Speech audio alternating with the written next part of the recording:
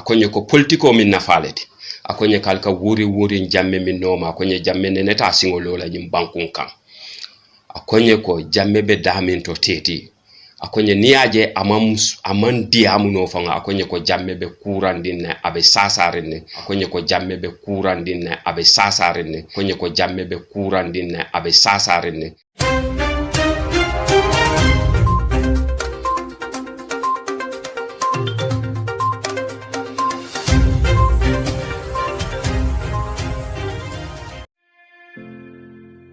The locations, the design, the materials used, all the way down to the latest details, are few of many things that we focused on when we envisioned the airport residency. As proud innovators of community estates, the airport residency in Old Yundum, a project by Swami India International, offers unique gated community with 3 and 4-bedroom villas and duplexes. Just 5 minutes away from the Banjul International Airport. Luxury, convenience, and accessibility are some of the reasons you should consider this great housing opportunity. With a clubhouse, a playground, access roads, and parking facilities available for your dream home or a valuable investment, you will find all you need at Airport Residency here in Old Yundum.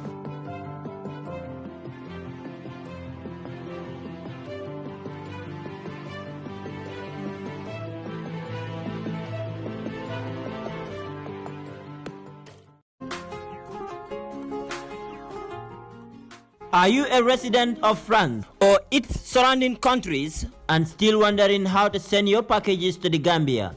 Or your properties got lost or have delay anytime you send them? French Touch is here to solve your problem. French Touch sends all kinds of goods except what cannot be fit in container. They don't only stop at sending, but they also sell goods like fridge, mattresses, good quality carpets, furniture, and many more. Inata bullo jora on la karola ufanan kenna ma bewije simento bije adadi ma na kenna ma nyulu mandanga liyo damba fanana de ikamoto ki anin kawafi nin dadi ma fanana nyin tuma yesandiro kenyilma ikawafi ma konopal ime batandi dunu sikala ye dokula so do milyan ko sobe yata bake ifon le kela bakaso samba fela la bungo kono French Touch fela sabateri ngale kiti sila balakan gunjur birkama highway ise ka chanyo yandino ninyin nombala alkami jeskiri. Hello wonderful viewers, wonderful subscribers. This is Active TV again for another fast and a quick update. Mbadi ngulu mbalbe kontona mbalbe jiala mbalbe bismillah la kotake Active TV pour kana kibaro bonde anan kote kami yalon ka akabo Gambia banko kan andung abedendi. Gambia la former president Yahya Abdul Aziz James Jonkon Jammeh iko ate fama felenti de adiamuta ala family modoe andung aning way kuol kacha mi yalon ko lebe dendinga ala jata kende a Kenya la science intenga iko babil man sa yayi tandi ko ate molati mi yalon ko kun konkon hana kese killing atala iko ako atelebe kende aring science intenga han jolon tenkuloti Jammeh ate nyon kuma kanol banke bring Usman Rambo jata la nyin saganata kaje ko molemati mi yalon ko amantari kende aring iko Jammeh ko ate batundiro la de ka kuol batu police ba kuola la nyameng science intenga wakola ata Jammeh sina diam atel mi yalon ko albe video jibe ka atel mi yalon ko alkabula Active TV noma na lafta kalong Jammeh mun kuma kansi fa le banke ala nyem family moye ana badi mun diam ta telephone to altenten kabula noma Active TV sama o kibaro kana modang sama ularo mbo kibaro le bondla le jang Active TV al subscribe channel to nalman subscriber al notification bell nyin turn on pour ne video nata wato wati al sajeno nyameng medwala alma ale Cairo sabatindi Gambia banko kan nga nyatlin carte fola medwala se dunga kono Cairo kono fonse finta kono Cairo kono. This is all I have for you today. This is Active TV update. Out. And if they want me out, I go. If they want me in, I stay. I'm a servant of the people. So, we hold regular election. But if democracy is anything to go by, democracy means people living in freedom. In freedom in peace and security and in development. Now, and the fact that they are also ably represented in the affairs of the state, be it in the National Assembly or the judiciary or the executive branch, which we have done for the past 20 years. Now, you know, you're a Gambian. You know, in those days, maybe you once carried a chair on your head or a desk to go to school. Today, that is not happening. In those days also, your parents must be very wealthy or must be very close to the system for you to have a university education.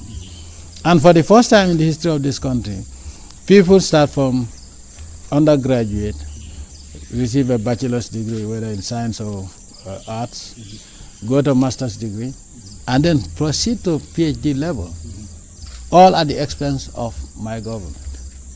This is the first time. In the Gambia today, going to university is not determined by who your parents are or where you come from. It depends on your academic qualifications, period. We don't even look at the background of your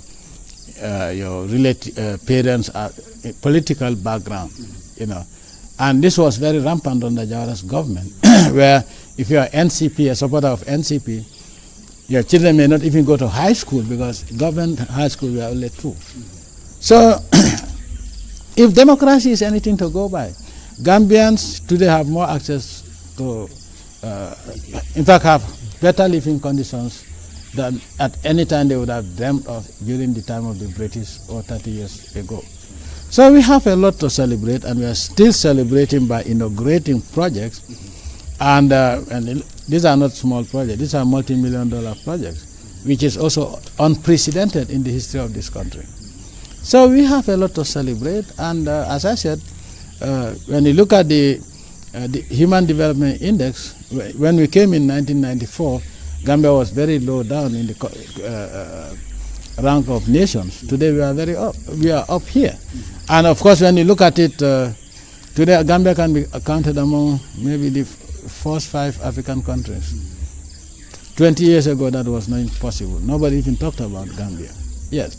So here, whatever is here is for everybody, as opposed to before when it was for a selected few.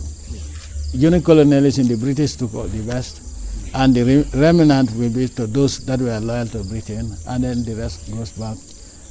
When maybe 1% goes to the development of the country. So we have a lot to celebrate. Since we're celebrating our 50th, if you were to compare 300 or more years of British rule and 30 years of the Fourth Republic and 20 years of the enlightenment, how do you compare? You see, it's like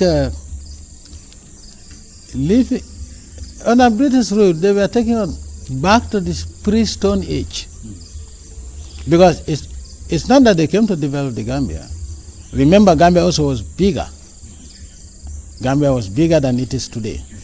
And what attracted the British to the Gambia was the trade in ivory, because Gambia was the source of ivory trade and also was a center of trade in West Africa, where the River Gambia played a very important role. Now, the amount of years that the British spent, 400 years anyway, and they can correct me if I am wrong. Let them, can you believe that the British that are talking about democracy, 400 years in the Gambia, they never built a National Assembly.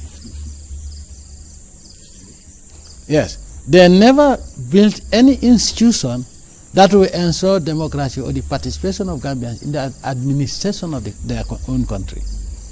That is one. There is nowhere that any building was left to us, and celebrating 50 years is the first time we are opening the National Assembly in a National Assembly that's built by the government of the Gambia. Do you understand? So if I were to there's no way you can compare the two. It's like, oh yes, there is a way. It's like the deepest part of hell and the middle class of heaven. That's the way you can compare it. Because how many 400 years, they didn't train 10,000, even 10 scientists in this country, Gambian, indigenous Gambian. They didn't train Gambian doctors. Let them show me records. The colonial administration never trained Gambians to go beyond clerk. So, what did they build for us? Because the State House was built by the Portuguese, the Quadrangle was built by the Portuguese. All so-called colonial buildings were never built by the British. The only thing built by the British was the prison. Do you understand? So, what type of administration, what type of government, what was it that they wanted for the Gambia? Anything that they can loot. Okay.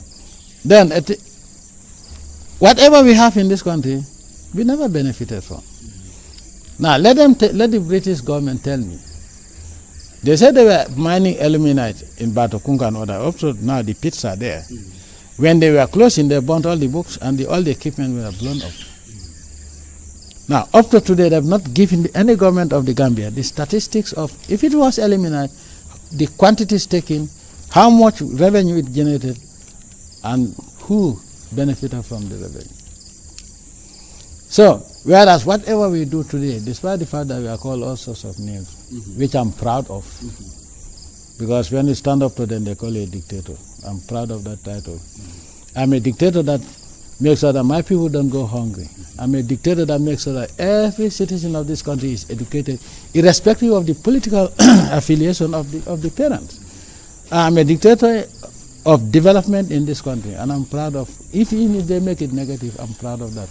Because what Gambians are not fools. What they have now, nobody ever dreamt of having it. Here we are in Kanila. People of Kanila never dreamt of tap-borne water. Most of them think of electricity. Go to Janjambure, go to all the villages in Sierra and Uara. Go to any part of the country today. We are making sure that 98% of all the, in fact, the criteria we use is that before, we say from 1,000 or 700 plus, the towns should have electricity. Now we reduce it to 450. Now phase 3 that is coming is any town that has about 300 inhabitants will have electricity and water.